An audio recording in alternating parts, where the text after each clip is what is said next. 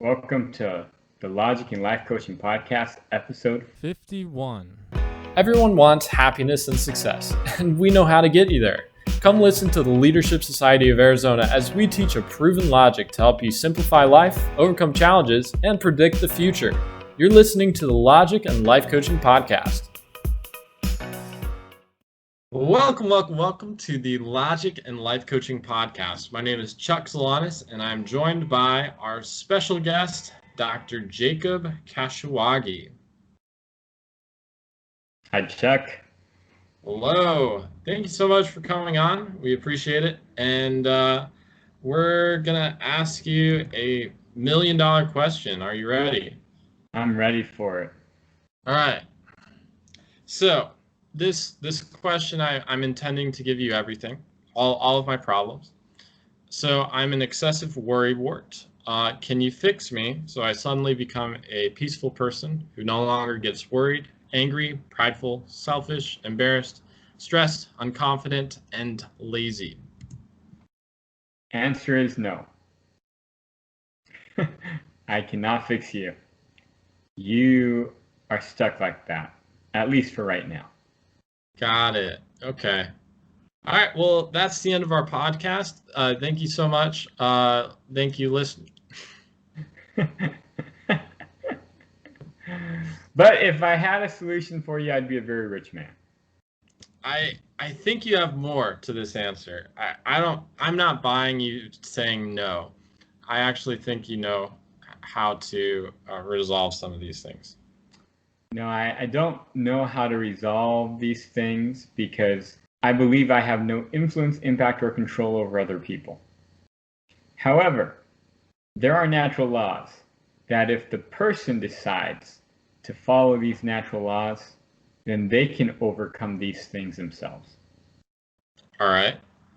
So let's say, for example, the natural law of worrying. What natural law am I not following that requires me to worry so much? Well, there's probably a lot of them. Okay. But, so every one of these, worry, angry, prideful, selfish, embarrassed, inconfident, lazy, the only reason someone has all of these things is because they lack understanding. They don't know what's going on. People are lazy because they probably lack understanding of what they should be doing. Probably don't know what they should be doing. And if they know what they should be doing, they probably don't understand how to get more energy to do it. Or they don't understand maybe something about the body. And that's what's causing them to be so lethargic or not wanting to do anything or whatnot. Or it could be what they think they're supposed to do isn't the right thing to do. And that's also a lack of understanding. So all of these things go back to lack of understanding. But a lack of understanding can also cause you to do certain things that cause you to worry. So for example, one of the biggest causes of worry is that people don't understand that life can only happen one way. See, if you think life can happen two different ways on your traveling through life, well, then you're always going to be worried that you're doing the right thing.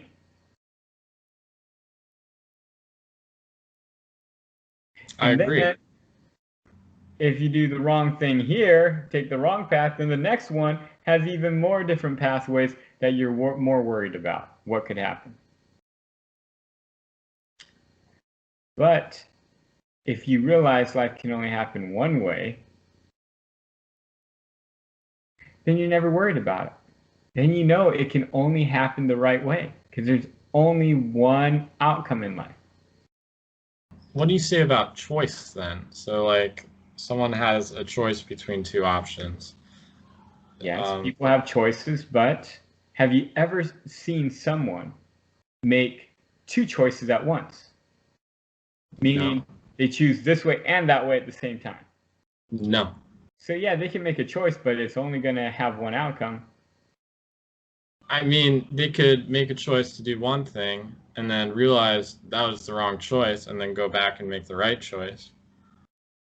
No, because In life, everything's linear. So if they make a choice here, that's done. If they decide to do something different the next moment, well, that's another outcome.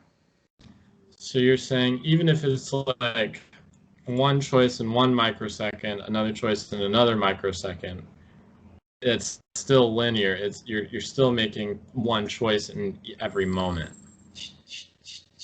Yep. There's only one outcome. That's it.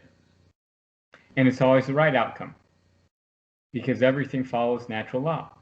Now, if you don't understand everything follows natural law, then you could believe in chance. Like something by chance could happen that ruins your entire life. Lack of understanding, though. So the more you believe in chance, the more you think that, yeah, my whole life could be ruined in a second. But that's not possible. And so the more you understand, the more you realize that's not possible. So like a tragedy happening, you don't think that someone's life is getting ruined in a second. You're saying that happened before? No, what I'm saying is when something really tough happened in that person's life, if you had enough information, you could have seen that this was going to happen eventually. You might not know why it needed to happen. You might not know what's going to happen in the future, but it happened for that person to be able to grow, to be able to learn, to be able to understand more. It happened because of what that person needed to go through, what that person needed to do to grow in life. Yeah, so you're saying that maybe they could have educated themselves before that happened, and if they had educated themselves earlier, then maybe the tragedy would not have happened, or it would be have lesser consequences. No, what I'm saying is the more they understand, the less they worry. Okay. Can you give me an example? Yeah, if, for example, maybe a tragedy happens, maybe, I don't know, someone in your family dies. I've had that happen in my life. Someone in your family dies. If you understand what's going on and why that occurred, you don't worry about it as much. You're able to continue your life on, and it's okay. Right? You can see the benefits of it in terms of, hey, it was a tough time. Yes, you're going to miss this person, but it helped everyone in my family grow more. It helped us to learn about life more. It allowed us to be able to pursue a greater life with this tragedy occurring in it. And because most of my family understood that, yes, it was sad, but it allowed us to be happier and better people for it. Does that make sense? We didn't worry about it. We don't worry about more people dying in my family because we understand it wasn't a chance type thing. It was what needed to happen in the course of our family, and it did. Well, if you really understood that it was going to happen, wouldn't you have done something to prevent it? This is the thing is a lot of people also worry because they think they can control, they think that they can, influence other people. A lot of times when you start to worry dealing with people, it's because of that. You think based upon what you do, you can change someone else. You can make their life different than what it is. You can make them happy, or you can make them do something that you want them to do. And it's not the case. So a lot of times people worry as they think that they can do that. But the more you realize you have no influence, impact, or control, then you don't worry as much about it. Are you a good person? Yes. But you realize that no matter what you do for people, you can never make them happy. You can never make them successful. You can never make them have a lot of friends. You can never make them do whatever it might be, right? They have to be able to do that for themselves, And so you don't worry about it because you realize that that's how it is, that they have to live their own life. And it allows you to be happier. So you're not saying like, I sometimes think of the opposite of worrying as doing nothing. Are you saying that's incorrect? Definitely. A lot of times when people do nothing, they worry the most. I deal with a lot of students and a lot of parents A lot of time they tell the parents, your child's stressed. The parent tells me, why are they stressed? They're not even doing anything. Yeah, that's what, child's not doing anything. That's how you know the child's the most stressed. Right? Because if they're not doing anything, it means they don't understand what they should be doing. It means that they don't realize what they can be doing to improve their life. It means that they're not actually growing or changing, which would help them to become better and less stressed, right? So when they're not doing anything, their stress is probably the highest. And that's because of a lack of understanding. Yeah, they just don't know what to do. Or, and then the parents are stressed because the parents are trying to control the child, but they can't. Lack of understanding. They think they can control the child, but they can't. They don't understand why. yeah, so I mean, in this situation, let's say, and the parent assigns the child a chore. The child doesn't want to do the chores, doesn't feel like doing the chores, whatever have you, they're doing nothing. And so they're stressing because the chores have been assigned, but they're not doing them. Is that kind of an example? Well, in that case, the parent, they're stressing, yes, because they think the child should be doing the chores and they're not. The parent also might be stressing because they're thinking if the chores don't get done, then the future, something bad's going to happen. Like their house is going to be dirty. People are going to come in and see it's dirty, and then they're going to look bad on the family. It's going to look bad on the family.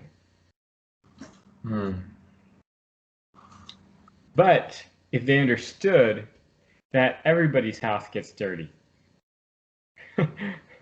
that one time or another chores aren't going to get done, that yes, they might have to exert a little bit more effort to get the house clean if they want it. If they understood that, they'd be less worried about it. Okay.